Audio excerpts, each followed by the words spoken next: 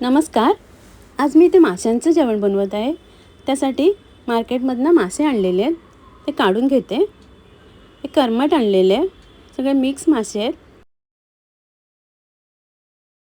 थोड्या तिसऱ्या आहेत आणि कोलंबी आहे. आता सर्व मी साफ करून घेते. सर्वात अगोदर करमट साफ करून घेते. इथे एक छोटीशी लेप आहे, ती साफ करून घेते.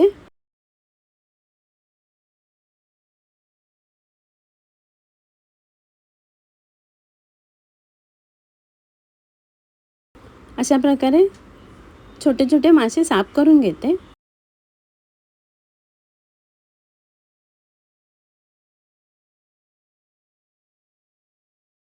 मासे साफ करून झालेले आहेत.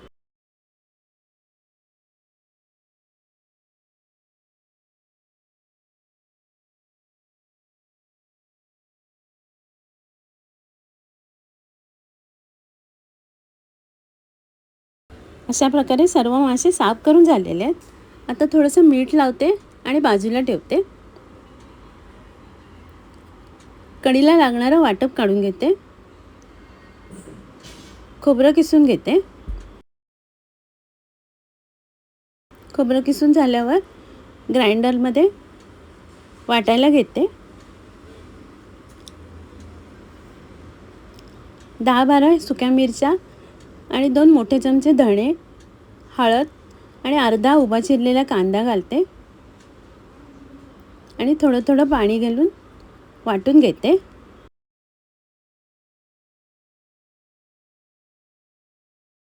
वाटप छान बारीक वाटून झालेले आहे. आता मी काढून घेते. इथे तवली घेतलेली आहे, त्यात वाटप काढून घेतलेलं आहे. एक मोठा बारीक चिरलेला कांदा, 2 हिरव्या मिरच्या उभ्या चिरून घेतलेल्या घालते आणि उकळायला ठेवते.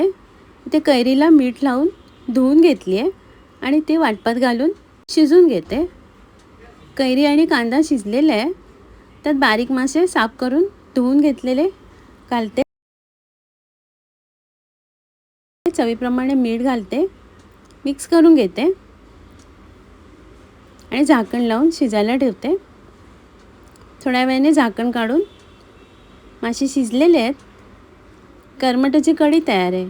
इथे तिसऱ्या घेतलेल्या आहेत, तिसऱ्या साफ करून घेते. तिसऱ्यांची एक शिंपली काढून एक टाकून देते. कढईत तेल घेतलेले आहे, त्यात 4 लसणीच्या पाकळ्या आणि थोडंसं आलं घालते आणि परतून घेते. त्यानंतर एक उभा चिरलेला कांदा घालते. कांदा लालसर झाल्यावर ओलं खोबरं घालते आणि सर्व एकत्र लालसर होईपर्यंत भाजून घेते. कांदा खोबरं भाजून झालेलं आहे. थंड झाल्यावर पाणी घालून जाडसर मिक्सरमधनं वाटून घेते. इथे तवली घेतलेली आहे, त्यात साफ करून ठेवलेल्या तिसऱ्या आणि शेवग्याच्या शेंगा, एक बारीक चिरलेला कांदा, थोडंसं पाणी आणि मिक्स करून झाकण लावून शिजायला ठेवते. थोड्या वेळाने झाकण काढलेले आहे. कांदा खोबऱ्याचं वाटप घालते, मिक्स करून घेते. गरम मसाला आणि हळद घालते. 3-4 कोकमं घालते.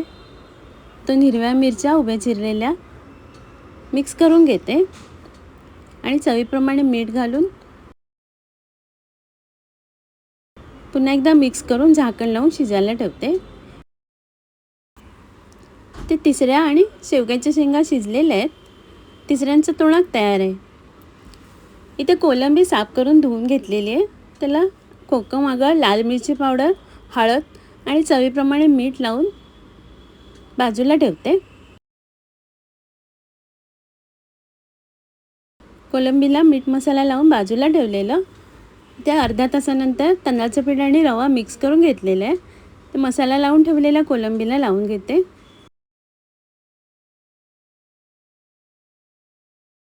तव्यावर तेल घेतलेले गरम करायला, त्यात कोलंबी फ्राय करून घेते. एका बाजूला काढून घेते. आता छोटी कोलंबी फ्राय करायला ठेवते.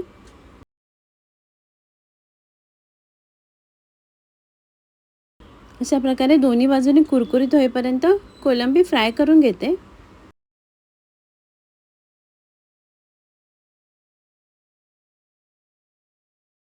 थोडंसं तेल सोडते बाजूने. कोलंबी फ्राय करून झालेली आहे, आता काढून घेते. इथे फणसाच्या आटल्या चेचून हाताने तोडून घेतलेल्या आहेत. पाण्याने धुवून घेते आणि बाजूला ठेवते. इथे कढईत तेल घेतलेले आहे, त्यात एक मोठा बारीक चिरलेला कांदा परतून घेते. कांदा परतून झाल्यावर त्यात हळद, मालवणी मसाला घालते आणि पुन्हा एकदा मिक्स करून घेते. फणसाच्या आटल्या त्या घालते आणि झाकण लावून शिजायला ठेवते.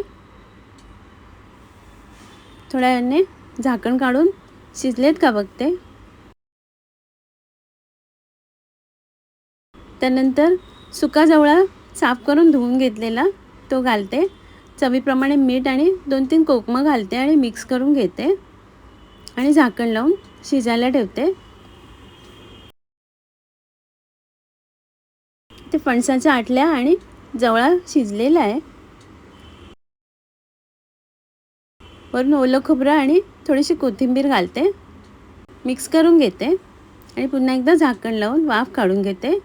2-3 मिनिटांनी झाकण काढलेलं आहे. फणसाच्या आटल्या घालून सुक्या जवळ्याची भाजी तयार आहे. आता मी सर्व करते. आजचा व्हिडिओ पाहिल्याबद्दल खूप खूप धन्यवाद.